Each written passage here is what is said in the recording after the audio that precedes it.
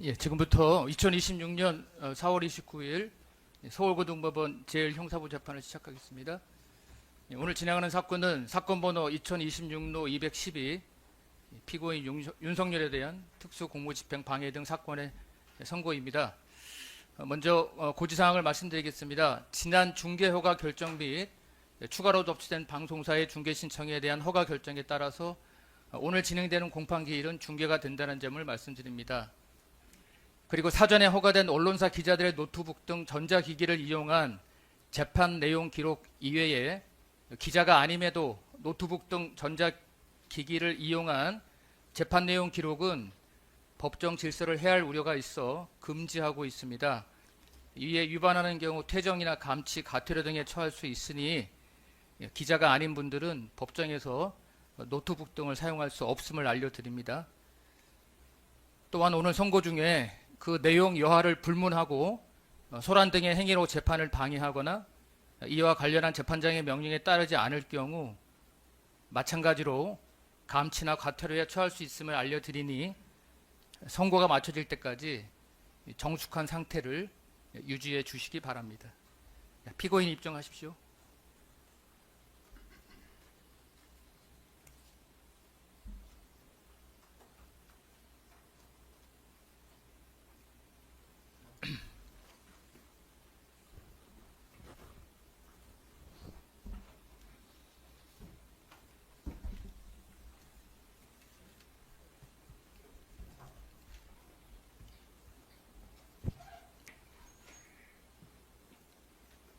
예, 이 사건은 내란에 의한 반란 범죄 등의 형사 절차에 관한 특례법 제11조 3항에 따라서 기일의 전부가 속기 녹음된다는 점을 말씀드립니다.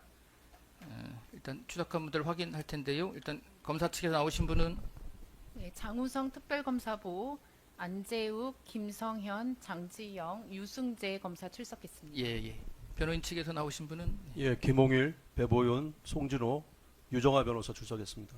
예. 있습니다. 지난번과 같이 출석하셨고요. 일단 피고인 출석하셨는데 오늘 판결 선고는 일단 주문 낭독을 제외하고는 뭐 좀 설명할 내용이 길어서 피고인 착석한 상태에서 진행하도록 하겠습니다.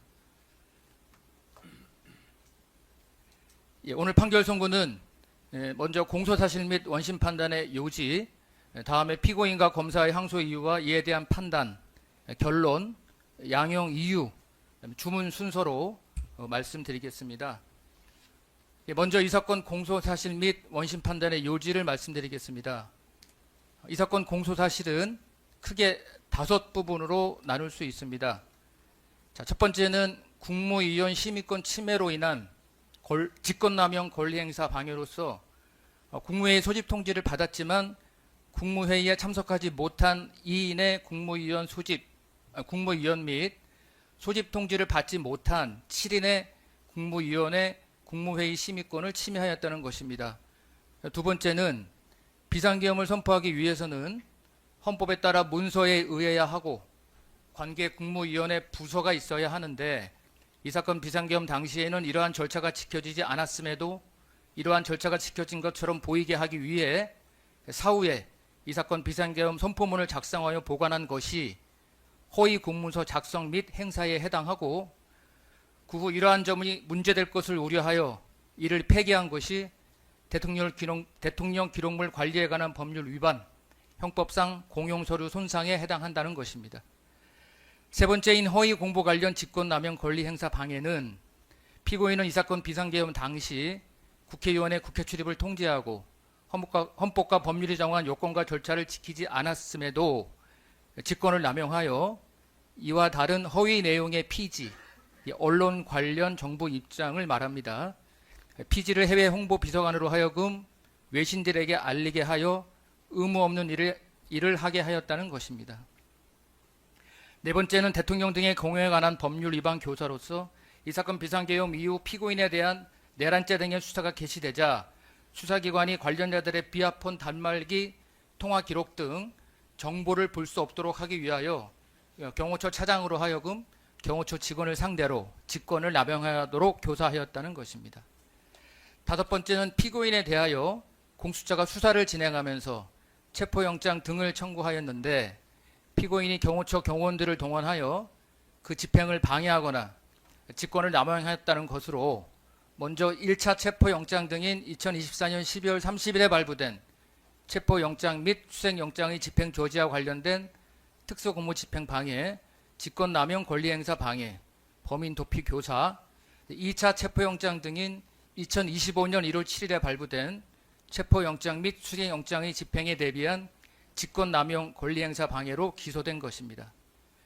이에 대해서 원심은 국무회의에 참석하지 못한 9인의 국무위원 중 소집 통지를 받지 못한 7인의 국무회의 심의권 침해로 인한 직권남용 권리행사 방해, 사후부서 문서 관련 허위공문서 작성, 대통령 기록물 관리에 관한 법률 위반, 공용서류 손상, 대통령 등의 경우에 관한 법률 위반 교사, 1차 체포영장 등 집행조지 관련 특수공무 집행 방해, 직권남용 권리행사 방해, 범인도피 교사, 또 2차 체포영장 등 집행대비 관련 직권남용 권리행사 방해는 유죄로 인정하고 통지를 늦게 받아 국무회의에 참석하지 못한 국무위원 2인의 국무회의 심의권 침해로 인한 직권남용 권리행사 방해, 허위공문서 행사, 허위공보 관련 직권남용 권리행사 방해를 각 무죄로 판단하면서 피고인에게 징역 5년을 선고하였고, 이에 대하여 피고인은 유죄 부분에 대한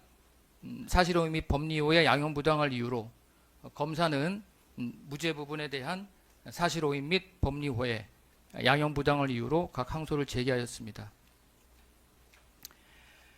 피고인과 검사의 항소 이유와 이에 대한 판단을 말씀드리겠습니다. 먼저 피고인의 항소 이유에 대한 판단입니다. 국무위원 심의권 침해 관련 직권남용 권리행사 방해에 관한 부분입니다.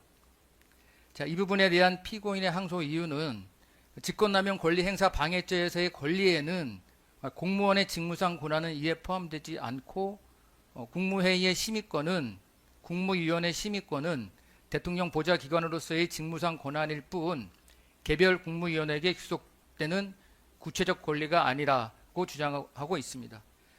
또한 대통령은 국무회의 소집 시기 및 방식에 대해 광범위한 재량권을 가지는데 긴급 상황에서는 그 재량이 더욱 폭넓게 인정되어야 하고, 국가 긴급권 행사인 비상계엄 선포와 관련한 소집 절차를 형사처벌 대상으로 삼는 것은 권력 분립의 원칙에 반한다고 주장합니다.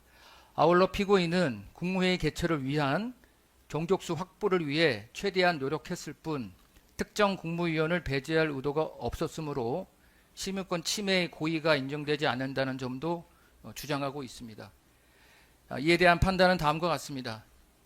헌법 제87조와 제88조는 국무회의를 국정의 중요한 정책을 심의하는 심의기관으로 명시하고 있으며, 국무회의 규정 제2조는 국무회의는 국가의 주요 정책이 전 정부적 차원에서 충분히 심의될 수 있도록 운영되어야 한다고 규정하고 있습니다.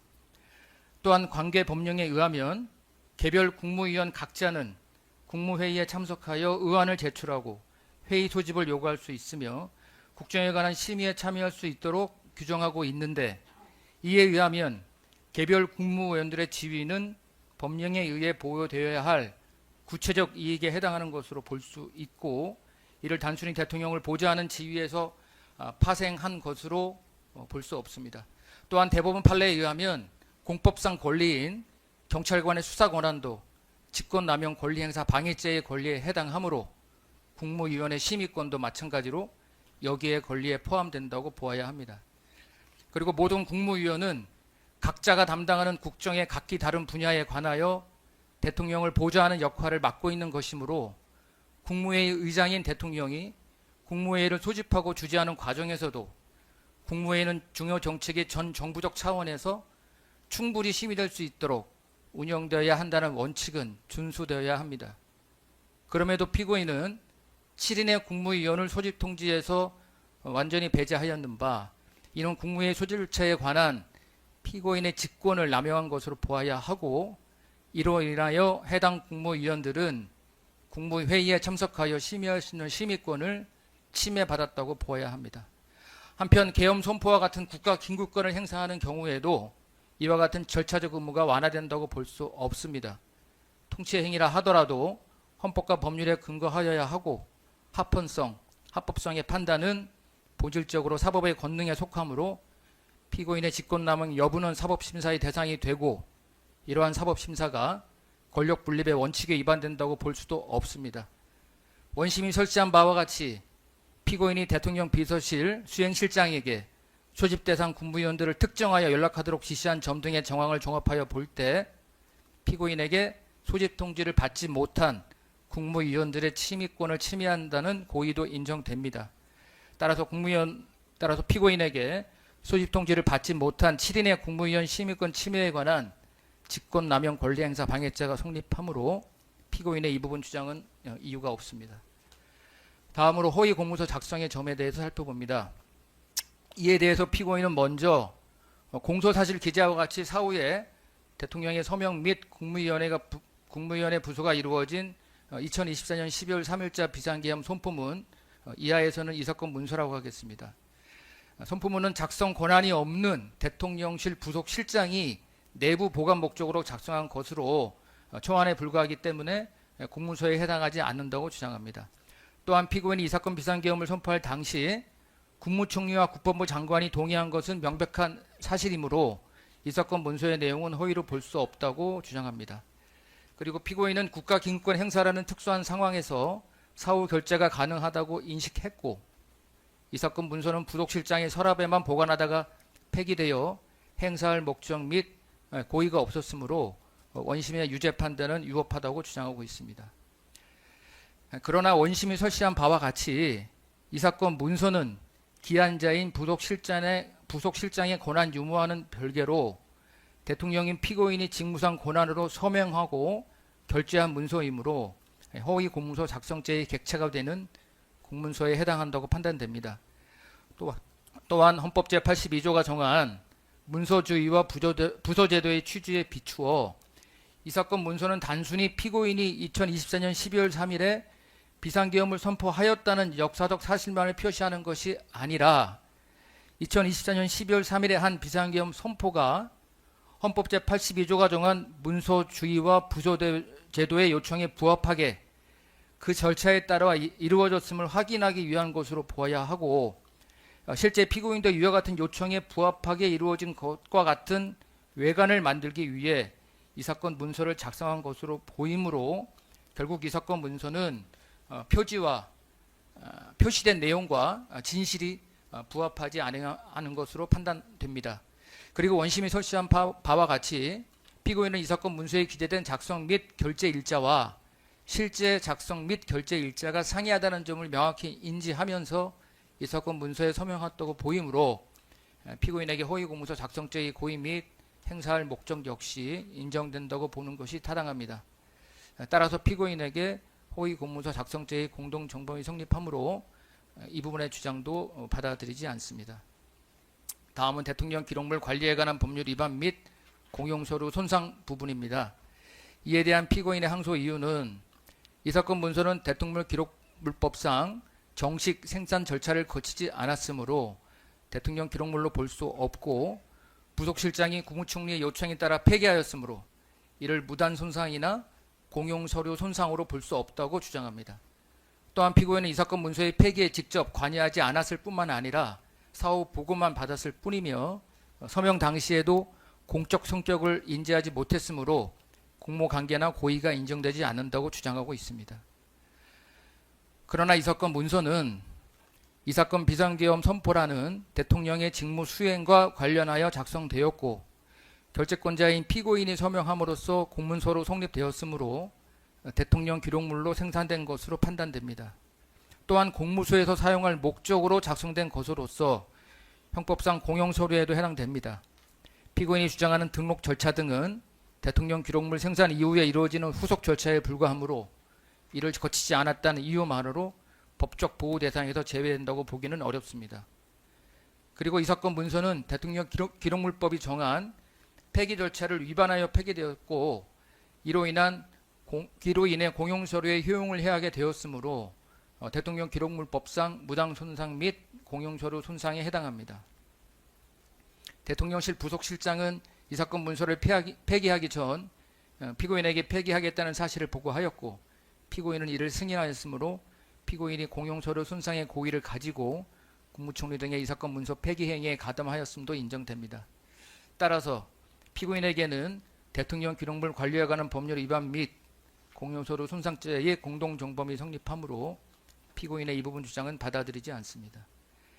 대통령 등의 경우에 관한 법률 위반 교사 관련해서는 피고인은 대통령 등의 경우에 관한 법률상 직권남용죄는 형법상 직권남용 권리 행사 방해죄와 마찬가지로 타인에게 의무 없는 일을 하게 하거나 권리 행사가 방해되는 결과가 발생해야 성립하는 결과범으로 보아야 하는데 비화폰 통화 기록 등 정보를 수사기관이 확인할 수 없도록 하는 조치가 결과적으로 이루어지지 아니하여 어떠한 결과가 발생하였다고 볼 수 없으므로 대통령 공업법상 직권남용죄가 성립할 수 없다고 주장합니다.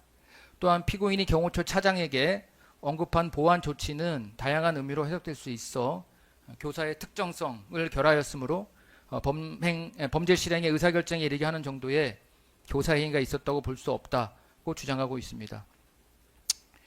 그러나 대통령 경호법 제21조 제1항 제18조의 직권남용죄는 그 문헌상 형법상 직권남용 권리 행사 방해죄와 달리 결과 발생을 요하지 아니한다고 보아야 하므로 설령 이 사건에서 경호처 차장의 지시에 따라 비화폰의 통화 기록 등 정보를 수사기관이 확인할 수 없도록 하는 등의 결과가 발생하지 아니하였다 하더라도 피고인의 대통령 경호법상 직권남용 교사죄 성립에 아무런 영향이 없다고 보아야 합니다.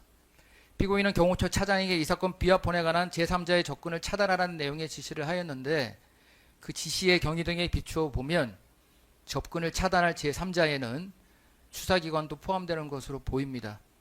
그렇다면 피고인은 경호처 차장에게 수사기관의 이 사건 비화폰에 대한 접근 차단을 지시하였고 경호처 차장은 직권을 남용하여 경호지원본부장에게 이 사건 비화폰의 통화 기록 등 정보를 수사기관이 볼 수 없도록 지시하였으므로 피고인의 교사 행위와 경호처 차장의 직권 남용 행위가 인정됩니다. 따라서 피고인에게는 대통령 경호법 위반 교사죄가 성립하므로 피고인의 이 부분 주장은 이유 없습니다. 다음으로 1차 체포영장 등 집행조지 관련한 항소유예에 대해서 살펴보겠습니다. 먼저 1차 체포영장 등 발부의 위법성 관련입니다. 이와 관련한 피고인은 공수처는 체포영장 기재 범죄 사실인 직권남용 권리행사 방해죄나 내란죄에 대한 수사권이 없다고 주장하고 있습니다. 그 사유로 먼저 직권남용 권리행사 방해죄에 대해서는 헌법 제84조의 대통령에 대한 불소추 특권에 의하여 공수처는 이를 수사할 수 없다고 주장하고 있습니다. 또한 공수처는 공수처법에 따라 피고인의 내란 우두머리죄가 직권남용 권리행사 방해죄와 직접 관련성이 있고 피고인에 대한 직권남용 권리행사 방해죄 수사 과정에서 이를 인지한 경우에만 관련 범죄로서 수사할 수 있는데 직권남용 권리행사 방해죄와 내란 우두머리죄는 행위 태양이나 구성 요건 등에서 현격한 차이가 있으므로 직접 관련성이 인정되지 않으며 공수처는 처음부터 피고인의 내란 우두머리죄에 대한 수사를 개시하였으므로 수사 과정에서 인지할 것이라는 요건을 갖추었다고도 볼 수 없어 공수처가 피고인의 내란 우두머리죄에 대하여 수사할 권한이 없다고 주장하고 있습니다. 설령 내란죄가 직권남용 권리행사 방해죄의 관련 범죄에 해당한다 하더라도 공수처법 제27조에 따라 공수처는 피고인의 직권남용 권리행사 방해 혐의에 대하여 헌법 제84조의 불소추 특권을 근거로 공소권 없음 또는 시한부 기소 중지의 불기소 결정을 하거나 내란 우두머리죄와의 흡수관계를 근거로 죄가 안 됨의 불기소 결정을 해야 하고 관련 범죄인 피고인의 내란 우두머리죄에 대하여는 대검찰청에 이첩해야 하므로 공수처는 피고인의 직권남용 권리행사 방해죄는 물론 내란 우두머리죄에 대하여도 수사할 수 없다고 주장하고 있습니다. 다음으로 공수처법 제31조 등에 의하면 이 사건 체포영장 등의 관할 법원은 서울중앙지방법원으로 보아야 하므로 관할권이 없는 서울 서부지방법원이 발부한 이 사건 체포영장 등은 위법하다고 주장합니다. 그리고 피고인에게 내란 우두머리죄를 범하였다고 의심할 만한 상당한 이유가 존재하지 않고 출석 불응, 도주, 증거인멸의 우려가 있다고 볼 수도 없으므로 1차 체포영장 등은 발부에 필요한 실질적 요건이 갖추어지지 않았다고 주장하고 있습니다. 또한 수색영장의 수색할 장소는 집원, 건물명, 호수 등으로 구체적으로 특정되어야 하는데 대통령 관저는 복수의 집원으로 구성되어 있음에도 이 사건 수색영장에는 수색할 장소가 특정 집원으로만 게재되어 있어 위법하다는 주장도 하고 있습니다. 이에 대한 법원의 판단을 말씀드리겠습니다. 첫 번째로 공수처의 수사권 관련 주장에 대한 판단입니다. 헌법 제84조에 대통령 불소추 특권은 그 문헌적 의미 등에 비추어 공소 제기를 금지할 뿐 수사 자체를 금지하는 것으로 볼 수 없습니다. 따라서 공수처는 피고인의 직권남용 권리행사 방해죄에 대한 수사를 할 수 있습니다. 그리고 피고인의 직권남용 권리행사 방해죄의 의무 없는 일의 내용은 그 자체가 내란 우두머리죄의 폭동의 실행행위에 해당하므로 사실관계의 상당 부분이 중첩되고 그에 따라 필연적으로 대부분의 증거 역시 중첩될 수밖에 없으므로 직접 관련성이 있는 죄에 해당한다고 보아야 합니다. 또한 공수처는 2024년 12월 5일자로 피고인의 직권남용 권리행사 방해, 내란 우두머리 혐의에 대한 고발장을 수리하며 두 죄에 대한 수사를 개시하였는데 공수처법 제2조 제4학 라목의 고위공직자 범죄 수사 과정에서 인지의 의미가 반드시 시간적으로 고위공직자 범죄에 대한 수사가 선행되고 그 수사 과정에서 다른 범죄가 추가로 인지될 것을 요하는 것으로 해석할 수는 없고 이 사건과 같이 고위공직자 범죄와 다른 범죄에 대한 인지가 동시에 이루어진 경우에도 고위공직자 범죄 수사 과정에서 인지한 다른 범죄에 해당한다고 봄이 타당합니다. 또한 인지는 실질적인 개념으로 보아야 하므로 범죄 인지서나 공직 범죄 사건부 등의 기재가 있어야만 인정된다고 볼 수 없습니다. 공수처법 제27조와 관련하여 피고인은 공수처가 피고인의 직권남용 권리행사 방해죄에 대하여 불교소 결정을 할 수 있는 권한이 있음을 전제로 주장하고 있습니다. 피고인은 공수처법 제2조 제1호 다, 카, 파, 하목이 정한 고위공직자에 해당하지 아니하므로 공수처는 피고인에 대하여 수사권만 갖고 기소권을 갖지 아니하는 경우에 해당합니다. 공수처법 제26조에 의하면 이러한 경우 공수처 검사는 고위공직자 범죄 등에 관한 수사를 한 때에는 관계 서류와 증거물을 지체 없이 서울중앙지방검찰청 소속 검사에게 송부하여야 하고 이에 따라 관계 서류와 증거물을 송부받아 사건을 처리하는 검사는 공수처장에게 해당 사건의 공소제기 여부를 신속하게 통보해야 합니다. 여기에서 서울중앙지방검찰청 소속 검사의 사건 처리란 공소제기와 불기소 결정을 모두 포함하는 종국 결정을 의미한다고 보아야 하므로 공수처가 수사권만 있고 기소권을 갖지 아니하는 사건에 관하여 공수처는 불기소 결정을 할 수 없다고 보아야 합니다. 따라서 공수처법 제27조는 공수처 검사가 불기소 결정을 할 수 있는 경우, 즉 기소권이 있는 사건에만 적용되는 것으로 이 사건과 같이 공수처가 수사권만 갖고 기소권을 갖지 아니한 사건에는 적용되지 않는다고 판단됩니다. 결국 공수처의 기소권이 없는 피고인에게 공수처법 제27조가 적용된다는 점을 전제로 하는 피고인의 주장은 받아들일 수 없습니다. 서울 서호지방법원의 영장 발부 권한에 관하여는 원심이 설시한 바와 같이 공수처법 제31조를 근거로 수사 단계에서의 영장 발부의 관할이 서울중앙지방법원에 전속된다고 볼 수 없고 공수처법 제47조가 준용하는 형사소송법에 따라 서울 서부지방법원에도 관할이 인정된다고 봄이 타당합니다.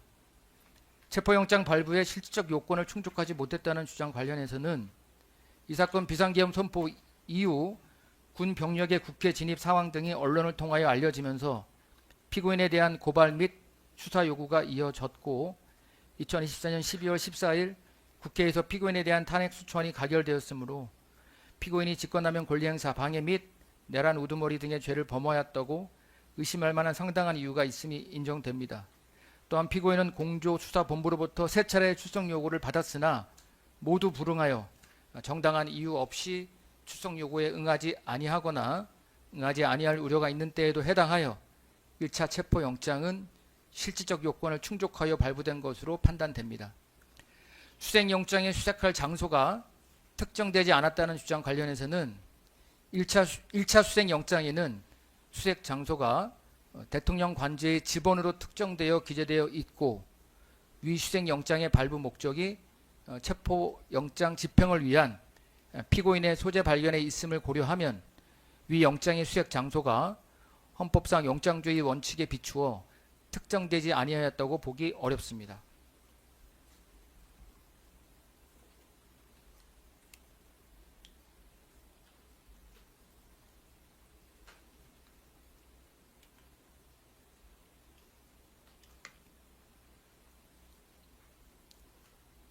다음은 제1차 체포영장 등 집행의 위법성에 관한 주장입니다.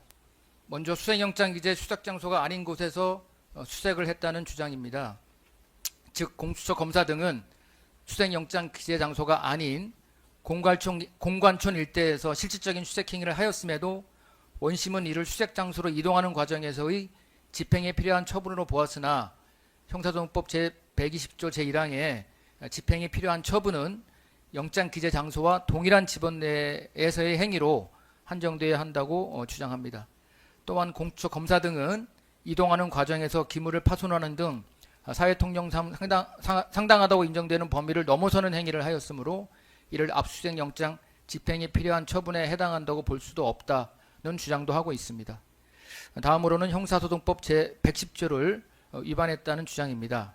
형사소송법 제110조 제1항에 따라 군사당 비밀을 요하는 장소는 책임자의 승낙 없이 압수수색할 수 없으며 이는 체포영장 집행을 위한 수색에도 동일하게 적용되는데 대통령 관저 및 공관청 일대는 군사시설 보호구역으로서 군사당 비밀을 요하는 장소에 해당하며 책임자인 경호처장이 명백히 승낙 거부 의사를 밝혔음에도 수색영장의 집행을 개시한 것은 형사소송법 제110조에 위배된다고 주장합니다. 또한 군사기지 및 군사시설 보호법을 위반한 영장 집행이라는 주장도 하고 있습니다. 즉 군사기지법 제9조 제1항 제1호에 따라 군사시설 보호구역 출입 시 관할 부대장의 허가를 받아야 하나 공수처 검사 등은 이를 받지 않고 공관총 문을 강제로 열고 대통령 관저 경내로 진입하였고 또한 군사기지법 제9조 제1항 제4호에 따라 관할 부대장 등의 승인 없이 진입 과정에서 촬영된 사진과 동영상은 군사기지법을 위반하여 위법하게 수집한 증거로서 증거 능력이 부정되며 이를 기초로 2차 취득한 증거 역시 증거 능력이 없다고 주장하고 있습니다. 이에 대한 법원의 판단은 다음과 같습니다. 먼저 수색영장 기재 수색장소가 아닌 곳에서 수색을 했다는 주장과 관련해서는 1차 체포영장 등에 기재된 수색장소로 이동하기 위해서는 대통령 관저 외곽 일정문 지역 등을 통과할 수밖에 없었던 것으로 보이고 공수처 검사 등이 경호처 소속 공무원들의 저지 장면을 촬영한 것은 경호처 소속 공무원들의 공무집행 방해 범행에 따라 증거 보존을 위해 이루어진 것으로 이러한 행위가 수색에 해당한다고 볼 수 없습니다. 또한 공수처 검사 등의 이와 같은 행위는 압수수색 영장의 집행 목적 달성을 위해 필요 최소한도의 범위 내에서 사회통념상 상당하다고 인정되는 경우에 해당하므로 형사소송법 제120조 제1항의 수색영장 집행에 필요한 처분에 해당하고 이들이 수색영장이 기재된 장소가 아닌 다른 장소에서 실질적인 수색행위를 했다고 보기 어렵습니다.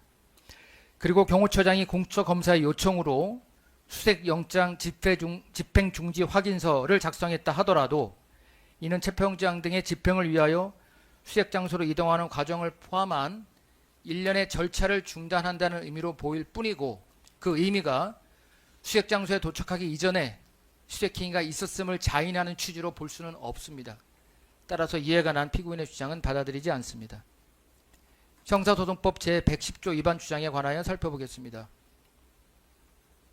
형사소송법 제110조의 취지는 군사당 비밀을 요하는 장소에서 압수수색이 이루어질 경우 군사당 비밀 보호를 통하여 얻고자 하는 국가안보라는 가치와 실체적 진실 발견이라는 형사소송법상 가치가 충돌하는 상황에서 국가의 중대한 이익을 해하는 경우에 한하여 국가안보라는 가치를 실체적 진실 발견이라는 가치보다 우선하도록 함으로써 충돌하는 두 가치 사이의 조화로운 해결을 도모하기 위한 것이지 국가의 중대한 이익과 무관하게 오로지 군사당 비밀을 요하는 장소의 책임자의 의사 여하에 따라 압수수색 가부가 좌우되도록 하려는 것으로 보기는 어렵습니다.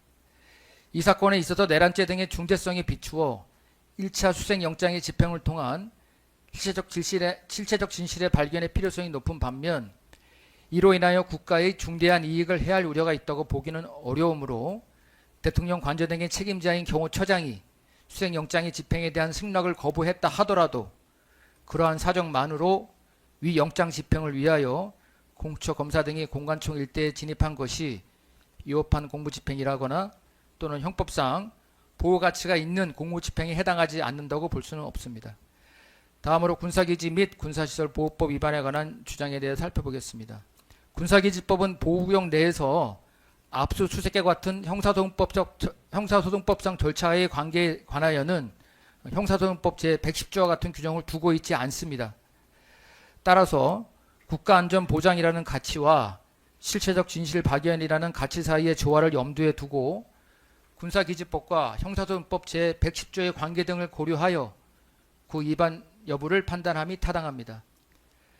이 사건과 같이 군사기지법상 보호구역인 대통령 관저가 형사소송법 제110조 소정의 군사당 비밀을 요하는 장소에도 해당하는 경우 관할 부대장의 허가 또는 책임자의 승낙이 없으나 해당 장소에서의 압수수색이 국가의 중대한 이익을 해할 우려가 있다고 보기 어려워 그 책임자의 의사에도 불구하고 형사소송법 제110조 위반으로 보기 어려운 경우에는 같은 이유에서 관할 부대장의 허가가 없다는 이유만으로 군사기지법 제9조 제1항 1호를 위반하여 형법상 보호 대상이 되는 공무집행에 해당하지 않는다고 보기는 어렵습니다.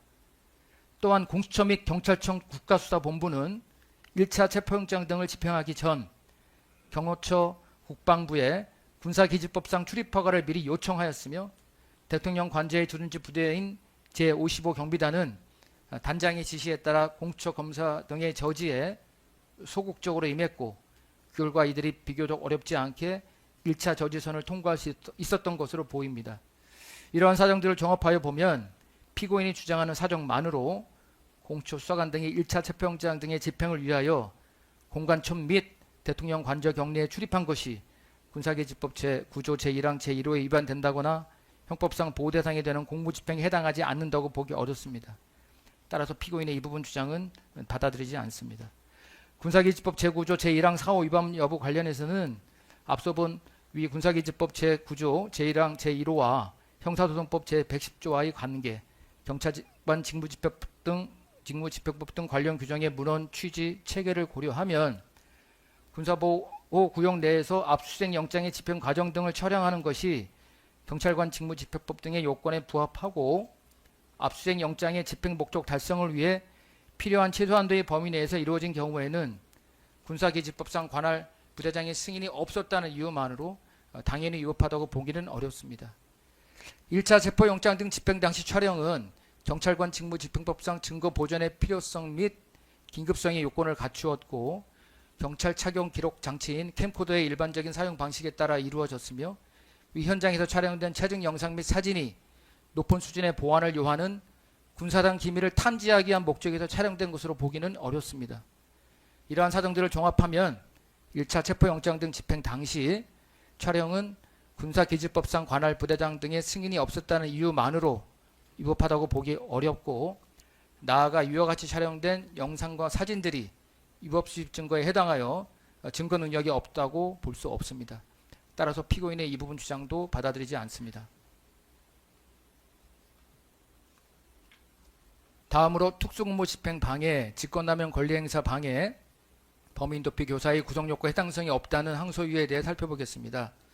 피고인은 앞서 본 바와 같이 1차 체포영장 등의 발부 및 집행은 위법하게 이루어졌으므로 공수처의 1차 체포영장 등의 집행은 적법한 직무집행에 해당하지 아니하여 이를 저지한 행위는 특수공무집행 방해죄가 성립하지 아니하고 경호처 소속 공무원들에게 이를 저지하도록 한 것이 의무 없는 일을 하게 한 것으로 볼 수 없어서 직권남용 권리행사 방해죄가 성립하지 않고 범인에 대한 형사사법 작용을 곤란하게 하는 행위로도 평가할 수 없어서 범인 도피 교사죄도 성립하지 않는다고 주장하고 있습니다. 또한 경호처 소속 공무원들은 강제로 문을 개방하고 들어오는 공수처 검사 등을 상대로 소극적 방어 조치로 대처한 것뿐이며 경호처 소속 공무원들이 공수처 검사 등에게 일방적으로 폭력을 행사한 것으로 보기 어려우므로 특수공무집행방해죄가 성립하지 않는다고 주장합니다. 아울러 피고인은 2024년 12월 14일 국회의 탄핵소추 의결로 대통령 권한 행사가 정지되어 직권이 소멸하였으므로 피고인에게 직권남용 권리행사 방해죄가 성립하지 않는다는 주장도 하고 있습니다. 뿐만 아니라 피고인에게 직권남용 권리행사 방해죄, 내란 우두머리죄가 성립하지 아니하여 피고인이 벌금 이상의 형에 해당하는 죄를 범한 죄에 해당한다고 볼 수 없으므로 범인도피교사죄도 성립하지 않는다고 주장하고 있습니다. 그리고 피고인은 공수처의 수사권에 관하여 법적 의문을 제기하며 공수처의 영장 집행에 협조하지 않겠다는 입장을 밝혔을 뿐 경호처 소속 공무원들에게 구체적인 저지 방법이나 물리력 동원을 지시한 사실이 없고 피고인이 경호처 처장 등으로부터 구체적인 대응책을 사전에 보고받거나 승인한 사실도 없으므로 범행을 공모하였다거나 범행을 교사한 것으로 볼 수 없다고 주장하고 있습니다. 이에 대해 살펴보면 피고인은 1차 체포영장 등의 집행 이전부터 경호처 처장 등에게 수사기관의 공간촌 진입에 대한 불만과 자신에 대한 체포영장 등이 적합하지 않다는 취지의 발언을 하였습니다. 그리고 피고인은 1차 체포영장 등의 집행 당일인 2025년 1월 3일 경호처 차장으로부터 체포영장 집행 관련 상황과 CCTV 화면 등을 보고받아 경호처 소속 공무원들이 영장 집행 담당 공무원들의 집행을 저지하고 있는 상황을 인식하면서도 출입을 막으라는 취지의 지시를 한 것으로 보이며 공수처 검사 등이 해산한 이후 경호처 차장에게는 격려하는 취지의 이야기를 하며 영장 집행 저지 행위를 묵인하거나 승인하는 태도를 보이기도 하였습니다. 이러한 사정들을 고려하면 피고인이 구체적인 영장 집행 저지 방법을 특정하여 지시하지는 않았다고 하더라도 피고인은 경호처 처장 등과 공모하여 특수공무집행 방해 및 직권남용 권리행사 방해 범행에 가담함과 동시에 범위도피 범행을 교사하였다고 보니 타당하다고 판단됩니다. 그리고 특수공무집행 방해죄 성립과 관련해서 공수처의 1차 체포영장 등의 집행은 관련 규정에 위배된다고 볼 수 없으므로 형법상 보호대상이 되는 공무집행에 해당하고 이러한 공수처 검사 등의 공무집행을 저지하는 과정에서 이루어진 경호처 처장 등 경호처 소속 공무원들의 행위는 단순한 소극적 방어 조치에 그치는 것이 아니라 단체 또는 다중의 위력을 보여 적법한 공무집행을 수행하는 영장 집행 담당 공무원들을 폭행한 것으로 판단됩니다. 따라서 피고인에게 특수공무집행 방해죄의 공동정범이 성립합니다. 직권남용 권리행사 방해죄 성립과 관련하여 1차 체포영장 등의 발부 및 집행은 관련 규정에 위배된다거나 형법상 보호대상에 되는 공무집행에 해당하지 않는다고 보기 어려우므로 경호처 차장 등이 경호처 소속 공무원들로 하여금 이러한 영장의 집행을 저지하도록 한 것은 의무 없는 일을 하게 한 것에 해당합니다. 한편 피고인은 2024년 12월 14일 국회의 탄핵소추 의결로 인하여 권한 행사가 정지되었으나 이 부분 공소사실은 피고인이 경호처 처장 등과 공모하여 경호처 처장 등의 직권을 남용해서 경호처 소속 공무원들로 하여금 의무 없는 일을 하게 하였다는 것이므로 피고인은 신분자인 경호처 처장 등과 공범이 될 수 있습니다. 따라서 피고인에 대해서 직권남용 권리행사 방해죄의 공동정범이 성립한다고 보아야 합니다. 범인도피교사죄 관련해서는 범인도피죄에서 정하고 있는 죄를 범한 자는 범죄의 혐의를 받아 수사 대상이 되어 있는 사람이면 그가 진범인지 여부를 묻지 않고 해당한다고 보아야 하므로 피고인은 직권남용 권리행사 방해, 내란 우두머리 혐의를 받아 수사 대상이 된 자로서 벌금 이상의 형에 해당하는 죄를 범한 자에 해당합니다. 따라서 피고인이 경호처 소속 공무원들로 하여금 영장 집행을 저지하도록 지시한 것은 결국 피고인의 체포를 곤란하게 하는 방법으로 도피하도록 교사한 행위에 해당하는 것으로 판단됩니다. 따라서 특수공무집행 방해죄 등의 구성요건 해당성이 없다는 피고인의 주장도 받아들이지 않습니다. 끝으로 2차 체포영장 등 집행 관련 직권남용 권리행사 방해에 관한 항소 이유와 이에 대한 판단입니다. 이에 대해서 피고인은 2차 체포영장 등 집행 이전에 경호처 경호원들이 한 스크럼 훈련이나 위력 순찰은 대통령 경호법에 따라 대통령 소속 공무원의 경호 범위 업무 내의 행위에 해당하고 2차 체포영장 등의 발부 및 집행 역시 위법하게 이루어졌으므로 경호처 소속 공무원들에게 경호행위를 준비하도록 한 것이 의무 없는 일을 하게 한 것으로 볼 수 없다고 주장하고 있습니다. 또한 피고인이 경호처 소속 공무원들과의 오찬 자리에서 언급한 위력 순찰 관련 발언은 식사 중에 자연스럽게 오간 말에 불과하므로 이를 직권을 남용하여 적법한 영장 집행을 저지하기 위한 스크럼 훈련 및 위력 순찰을 지시한 것으로 볼 수 없고 피고인이 경호처 차장 등과 범행을 공모한 사실도 없다고 주장하고 있습니다. 나아가 피고인은 앞서와 마찬가지로 국회의 탄핵수출 의결로 대통령 권한 행사가 정지되어 직권이 소멸하였으므로 피고인에게 직권남용 권리행사 방해죄가 성립하지 않는다는 주장도 하고 있습니다. 이에 대한 법원의 판단은 다음과 같습니다. 먼저 2차 체포영장 등 집행에 대비한 것이 의무 없는 일에 해당하는지 여부입니다. 원심이 설시한 바와 같이 2차 체포영장 등의 발부 및 집행에 관하여 피고인이 주장하는 위법사유가 존재한다고 보기 어렵고 2025년 1월 3일 이후에 이루어진 경호원들의 인간 스크럼 훈련, 위력 순찰 등은 2차 체포영장 등의 집행을 저지하기 위한 것으로서 이를 정당한 경호 행위로 보기 어렵습니다. 따라서 경호처 차장 등이 경호처 소속 공무원들로 하여금 적법하게 발부된 영장의 집행을 저지하기 위해 스크럼 훈련, 위력 순찰 등을 하게 한 행위는 경호처 소속 공무원들로 하여금 의무 없는 일을 하게 한 것에 해당한다고 판단됩니다.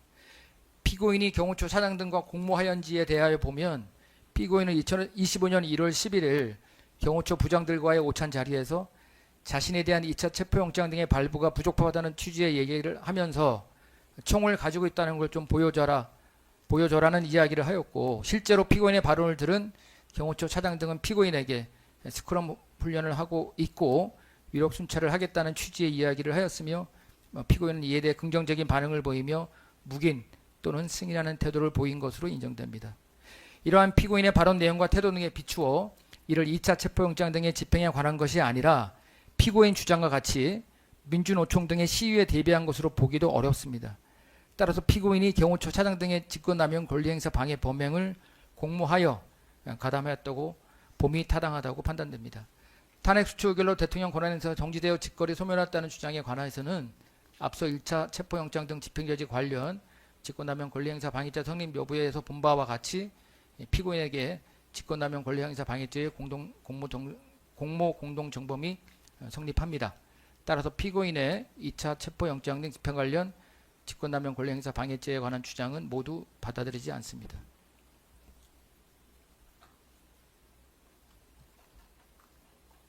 다음은 검사의 항소 이유와 이에 대한 판단을 말씀드리겠습니다.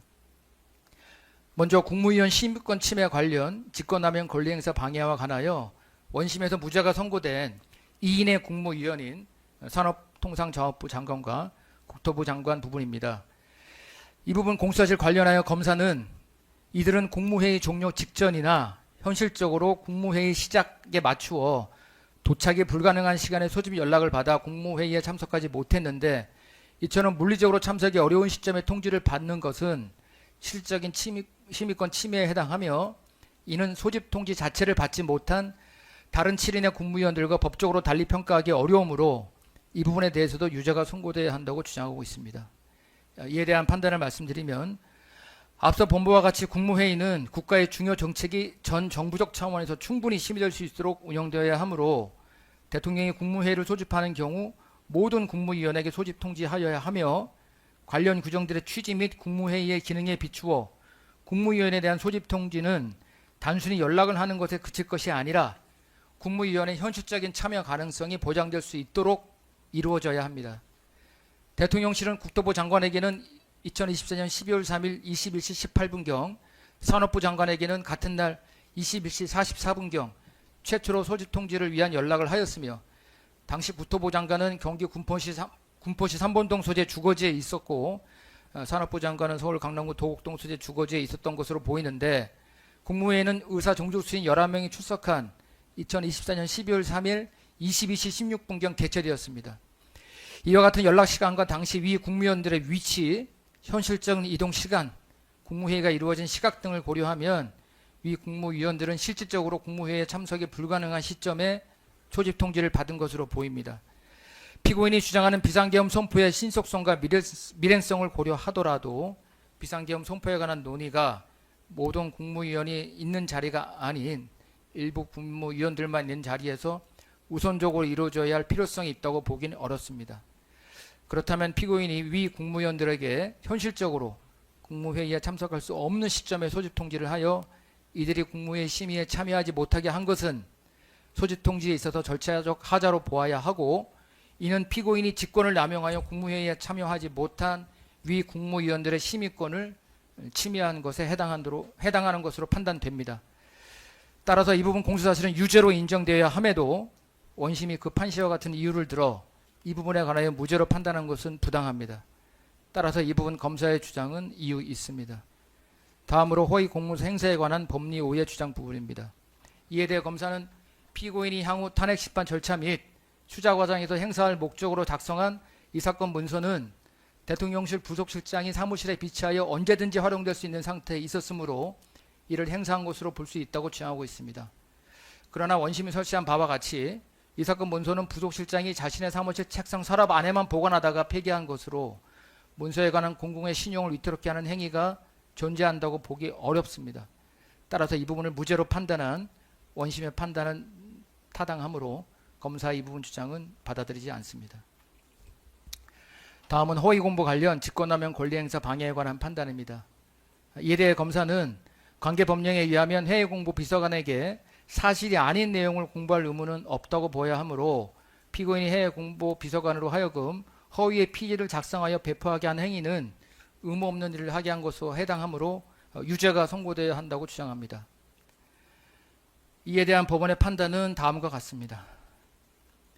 피고인의 지시를 받아 피지를 작성한 해외 홍보 비서관은 별정직 공무원인 대통령실 비서관으로서 국가공무원법 제3조 제1항에 따라 국가공무원법 제56조 소정의 성실 의무를 부담합니다. 그리고 대법원 판례에 따르면 행정기관은 보도자료 작성 배포에 있어서도 국민의 알 권리 보호라는 공공의 이익을 도모하기 위하여 행정기관이 알고 있는 객관 사정과 달리 해당 사항의 긍정적인 측면만을 부각하거나 불확실한 점이 있음에도 과장되거나 단정적인 표현을 사용하여 국민이 해당 사항에 관하여 잘못된 인식을 가지도록 하여서는 아니 되는 주의 의무를 부담하고, 이러한 의무는 성실 의무로부터 도출된다고 보아야 합니다. 따라서 이러한 주의 의무는 행정기관이 외신을 상대로 보도자료를 작성 배포하는 경우에도 동일하게 적용됨이 원칙입니다. 이 사건 피지 중 국회의원 과반수의 비상계엄 해제 요구 요건을 알고 있었지만 의원들의 국회 출입을 통제하지 않았다. 국회가 동의 여부를 판단할 수 있도록 국회의원의 본회의장 진입을 막지 않았다는 부분은 이 사건 비상계엄 선포 직후 경찰 및 군 병력의 국회 폐쇄 조치 등에 비추어 볼 때 객관적인 사실관계에 반합니다. 그리고 대통령으로서 헌정 파괴 세력으로부터 자유민주주의 헌법 질서를 지키기 위한 액션은 했지만 합헌적 틀 안에서 행동을 취했다. 현재의 국정 마비 상황을 일단 타개하고 질서를 회복하기 위한 것이 목표였다. 헌정 질서의 파괴의 뜻은 추호도 없었다는 부분도 이 사건 피지의 전체적인 내용에 비추어 객관적인 사정과 달리 해당 사항의 긍정적인 측면만을 부각하거나 불확실한 점이 있음에도 과장되거나 단정적인 표현을 사용하여 잘못된 인식을 가지도록 하는 것에 해당합니다. 결국 이 사건 피지의 내용은 해외 홍보 비서관이 담당하는 보도자료 작성 배포에 관한 주의 의무에 위반되는 것으로 보아야 하고, 피고인이 해외 홍보 비서관으로 하여금 이 사건 피지를 작성 배포하게 한 것은 직권을 남용하여 의무 없는 일을 하게 한 때에 해당합니다. 설령 해외 홍보 비서관이 이 사건 피지의 내용이 객관적 사실관계에 반한다는 사실을 알지 못했다 하더라도 검사가 제출한 증거에 의하면 피고인은 자신이 지시한 이 사건 피지 내용이 객관적 사실관계의 반함을 알고 있었다고 인정되므로 이러한 피고인이 직권을 남용하여 해외 홍보 비서관으로 하여금 의무 없는 일을 하게 한 이상 피고인의 직권남용 권리행사 방해죄는 성립한다고 보아야 합니다. 따라서 이 부분 공소사실은 유죄로 인정되어야 함에도 원심이 이 부분에 관하여 무죄로 판단한 것은 부당합니다. 이 부분 검사의 항소는 이유 있습니다. 끝으로 1차 체포영장 등 집행저지 범행 관련하여 원심은 경호처 김모 부장이 피고인 경호처 차장 등과 공모관계에 있었다고 볼 수 없다고 판단하였는데, 이에 대해 검사는 김모 부장 역시 2025년 1월 3일 경호처 차장 등의 지시에 따라 공수처 검사 등의 출입을 막기 위한 물리적 저지 행위를 하였으므로 1차 체포영장 등 집행저지 관련 범행에 공모관계가 인정되어야 한다고 주장합니다. 이 부분 공수사실은 피고인과 김모 부장 사이에도 1차 체포영장 등 집행 관련 범행 전반에 관하여 공모관계가 성립한다는 것으로 피고인과 김모 부장 사이의 공모관계를 인정하기 어렵다는 원심의 판단은 판결 이후에서 이 부분에 대하여 무죄로 판단한 것으로 보고 살펴보겠습니다. 이 부분 공수사실에 대해서는 원심이 설치한 바와 같이 검사가 제출한 증거들 마루로는 김모 부장이 피고인 경호처 차장 등과 위 체포영장 등의 집행저지 전반에 관하여 공모하였다고 보기 어려운 것으로 판단됩니다. 또한 이 사건은 피고인에 대하여 공소가 제기된 사건으로서 김모 부장과의 공모관계 및 김모 부장의 관여 부분이 차지하는 비중이 미미하며 김모 부장의 공모 및 가담 여부는 서울중앙지방법원에 계속 중인 김모 부장 등에 대한 특수공무부 집행 방해죄의 사건에서 심되어야 할 것으로 보여 원심이 피고인과 김모 부장과의 공모관계가 인정되는 구체적인 범위를 판단하지 아니한 것이 적정 절차에 의한 신속한 실체적 진실 발견이라는 형사소송의 목적에 비추어 현저히 정의와 형평에 반하는 것이라고 보기 어렵습니다. 따라서 검사의 이 부분 주장은 받아들이지 않습니다. 결론을 말씀드리겠습니다.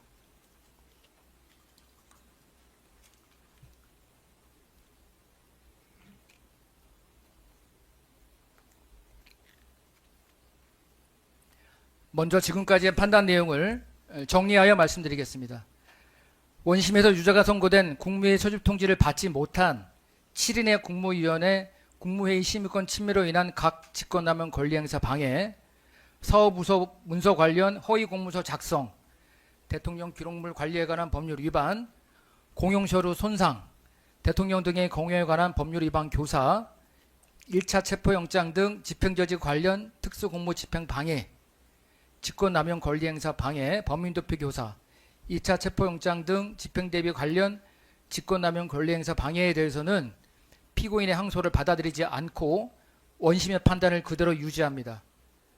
원심 판결의 무죄 부분 중 국토부 장관, 산업부 장관의 심의권 침해 관련 각 직권남용 권리행사 방해 부분과 허위 공모 관련 직권남용 권리행사 방해 부분에 대한 검사의 항소는 이유 있으므로 이를 받아들여 유죄를 선고하고 허위 작성 공문서 행사 부분에 대한 검사의 항소는 받아들이지 않습니다. 항소심에서 파기되는 무죄 부분은 원심이 유죄로 판단한 범죄 사실과 상상적 경합 또는 형법 제37 전단의 경합법 관계에 있어 형법 제38조 제1항 제2호에 따라 하나의 형에 선고되어야 하므로 결국 원심 판결 중 허위 작성 공문서 행사의 점에 관한 부분을 제외한 나머지 부분은 전부 파기되어야 합니다. 따라서 관여 법관의 일치된 의견으로 원심 법관의 유죄 부분과 무죄 부분 중 허위 작성 공문서 행사의 점을 제외한 이유무죄를 포함한 나머지 부분을 파기하고 변론을 거쳐 이 사건 공소사실 중 원심의 무죄 판단 부분을 유지하는 부분인 허위 작성 공문서 행사의 점 및 이유무죄로 판단하는 김모 부장과의 공모 부분을 제외한 나머지 공소사실에 대해 유죄로 판결하며 원심 판결의 무죄 부분 중 허위 작성 공문서 행사의 점에 대한 검사의 항소를 기각합니다. 끝으로 양형 이유에 대해 말씀드리겠습니다. 먼저 피고인에 대한 양형을 고려함에 있어 유리한 사정을 살펴보면 피고인은 현재까지 형사처벌을 받은 전력이 없습니다. 다만 피고인의 그동안의 경력과 이 사건 범행의 내용 등에 비추어 피고인이 형사처벌을 받는 전력이 없다는 사정은 제한적으로 고려함이 타당합니다. 그리고 이 사건 각 범행 중 허위 공문서 작성, 대통령 기록물 관리에 관한 법률 위반 및 공용서류 손상의 범행의 경우 피고인이 적극적으로 범행을 주도했다고 보기는 어렵고 대통령 경호법 위반죄의 경우 이 사건 비화폰의 통화기록 등에 대한 수사기관의 접근이 제한되는 등 사법장형을 방해하는 결과가 실제로 발생하지 않은 사정 등도 있습니다. 그러나 피고인의 이 사건 범행은 다음과 같은 이유에서 그 책임이 무겁다고 보아야 합니다. 헌법은 비상계엄 선포에 앞서 국무회의 심의를 거치도록 하고 비상계엄 선포라는 대통령의 국법상 행위의 방식으로 문서주의와 부서제도를 정하고 있는데 이 사건 각 범행 중 국무회의 심의권 침해 관련 직권남용 권리행사 방해 범행 및 비상계엄 선포 절차의 하자 은폐를 위한 사후부서 관련 범행은 이러한 절차를 위반한 것으로서 그 자체로 헌법 위반에도 해당하므로 그 위법의 정도가 크다고 보아야 합니다. 허위 피지 관련 직권남용 권리행사 방해 범행은 이 사건 비상계엄 선포 과정에서 저질러진 피고인의 잘못을 은폐하는 것은 물론 비상계엄 선포의 적법성에 관한 잘못된 정보를 외신에 제공함으로써 국제사회에서 대한민국의 신인도 및 국민의 알 권리에도 부정적인 영향을 미칠 수 있는 행위에 해당하여 그 비난의 정도가 가볍다고 볼 수 없습니다. 비화폰 정보를 수사기관이 볼 수 없도록 교사하고 두 차례에 걸친 체포영장 등의 집행과 관련한 범행은 피고인에 대한 수사가 개시되자 이로 인한 법적 책임을 회피하기 위한 목적에서 이루어진 것으로서 그 죄질이 나쁘고 당시 피고인이 체포영장 등 집행지휘의 명분으로 삼았던 공수처의 수사권 및 영장 발부 법원의 관할권 등은 모두 이유 없으므로 피고인은 당시 아무런 정당한 이유 없이 체포영장 등 집행을 거부하기 위하여 이 사건 범행을 저질렀다고 볼 수밖에 없습니다. 설령 수사권 등의 의문이 있다 하더라도 법적 테두리 내에서 이를 해결해야 함에도 물리력을 동원하여 법원이 발부한 영장 집행을 저지하려 한 것은 법치주의 원칙에 비추어 허용될 수 없습니다. 특히 1차 체포영장 등 집행저지와 관련하여 이는 자신의 영향력 하에 있는 경호처 소속 공무원들로 하여금 공수처 검사 등의 영장 집행에 관한 정당한 공무 집행을 방해하도록 한 것으로서 국가공무원인 경호처 소속 공무원들에게 위법한 지시를 하여 자신의 보호를 위한 사병과 같이 사용하려고 한 것일 뿐만 아니라 또 다른 국가공무원들인 공수처 검사들과 물리적 충돌을 야기할 우려까지 초래하는 등 범행의 동기 및 그 결과에 있어서 비난 가능성이 크다고 보아야 합니다. 피고인은 앞서 본 바와 같이 체포영장 등의 집행을 거부한 사유들을 포함하여 이 사건 범행 전체에 대하여 수사기관 이래 항소심에 이르기까지 같은 주장을 반복하며 자신의 책임을 회피하려고 하는 등 범행 후의 정황도 양형에 불리한 요소로 판단되어야 합니다. 특히 피고인은 이 사건 각 범행 당시 현직 대통령으로서 헌법을 준수하고 국가를 보위하며 국민의 자유와 권리를 증진을 위하여 노력해야 할 막중한 책임을 부담하였음에도 불구하고 이 사건 비상계엄 선포 이후 저지른 이 사건 범행으로 인하여 사회적 혼란을 더욱 가중시키는 등 대통령으로서의 책무를 저버린 것으로 볼 수밖에 없습니다. 이러한 점을 종합하면 피고인의 책임이 중하다고 볼 수밖에 없으므로 이에 상응하는 처벌이 불가피하다고 보입니다. 다음과 같이 선고합니다. 피고인 일어서십시오.